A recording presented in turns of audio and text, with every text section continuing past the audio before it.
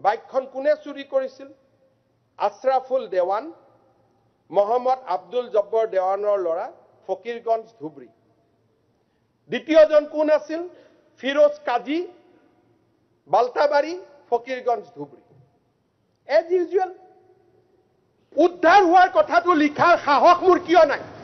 আকৌ কিবা এটা গণ্ডগোল হলে ভুলতেও যদি গুলি লাগে আপোনালোকে আকৌ হুলস্থুল কৰি দিয়ে আৰু পিছত নকব যে অসমত এনকাউণ্টাৰ হয়। অসমত এনকাউণ্টাৰ নহয়, হলেতো এইটোৱে হলহেঁতেন, নহলেতো এই দুটাই হৈ গলহেঁতেন অসমৰ বদনাম কৰাৰ কাৰণে। যেতিয়া কোনোবা এখন ৰাজ্যৰ কৰবাত যেতিয়া কিবা এটা নিগেটিভ হয় তেতিয়া তাক কবৰ কাৰণে বহুত মানুহ ওলায়, কিন্তু যেতিয়া কোনোবা এটা ৰাজ্যত মানুহে ভাল কাম কৰিবৰ বাবে চেষ্টা কৰে তাক প্ৰশংসা নহয়।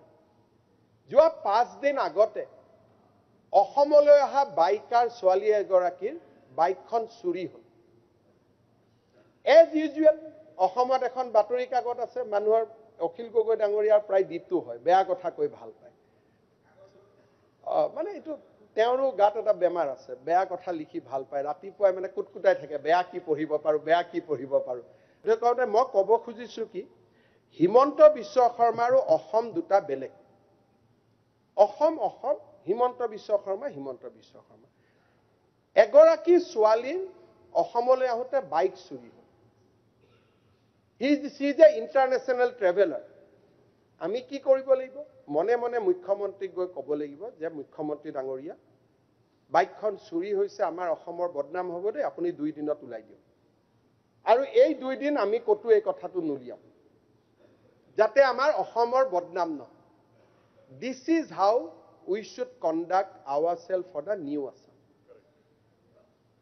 অসমৰ বেয়া কথা লুকাই দিয়ক, কিন্তু মোৰ ৰুমত আহি মোক একাউণ্টেবল কৰক যে মুখ্যমন্ত্ৰী মহোদয় 72 ঘণ্টা আপোনাক সময় দিছো, আপুনি 72 ঘণ্টাৰ ভিতৰত বাইকখন উলিয়াওক, আৰু নহলে ছোৱালীজনীক নতুন বাইক এখন চৰকাৰৰ পৰা কিনি দিয়ক, আৰু এই 3 দিন ছোৱালীজনীক আমাৰ অতিথিশালাত ৰাখক, কাৰণ আমাৰ ষ্টেটৰ বদনাম হ'ব নোৱাৰে। বাইকখন চুৰি হোৱাটো সঁচা, তাৰপিছত কোনে চুৰি কৰিছে?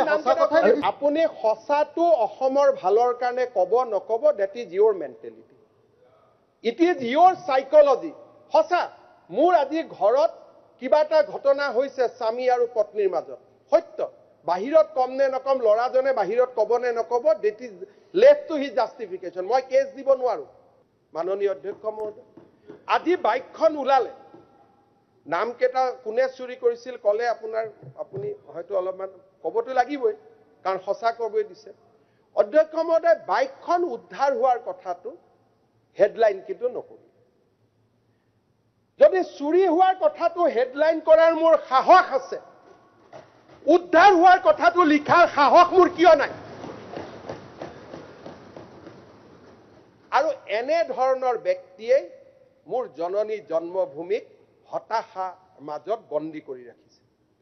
এইসকল ব্যক্তিয়ে অসমত আন্দোলনৰ এটা বীজ ৰোপণ কৰিছিল, আৰু এইসকল ব্যক্তি নাথাকিলে 1991 চনতে আলফাৰ সমস্যাৰ সমাধান হ'লহেঁতেন, 22,000 যুৱকে মৃত্যুৰ সন্মুখীন নহ'লহেঁতেন।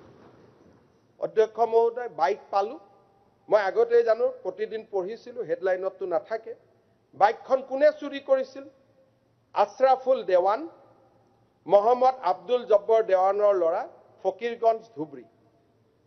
দ্বিতীয়জন কোন আছিল? ফিৰোজ কাজী, বালতাবাৰী, ফকিৰগঞ্জ ধুবুৰী। এজ ইউজুৱেল চলি গৈ আছে।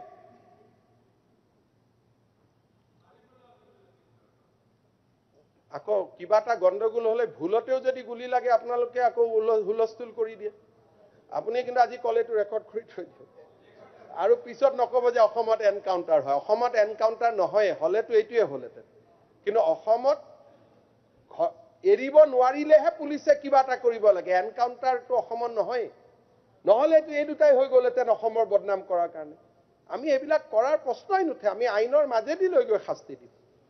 মাননীয় অধ্যক্ষ মহোদয়, মই বিশ্বাস কৰো অসমৰ নতুন প্ৰজন্মই আন্দোলন বিবৰ্জিত পৰিৱেশত অসমক উন্নয়ন বিকাশ আৰু এক জীৱন্ত অসমক, অকল কংক্ৰিটৰ অসমক নহয়, য'ত আত্মা আছে, য'ত শৰীৰ আৰু আত্মাৰ মাজত সমন্বয়, তেনেকুৱা এখন অসমৰ বাবে আজি প্ৰস্তুত কৰিছে।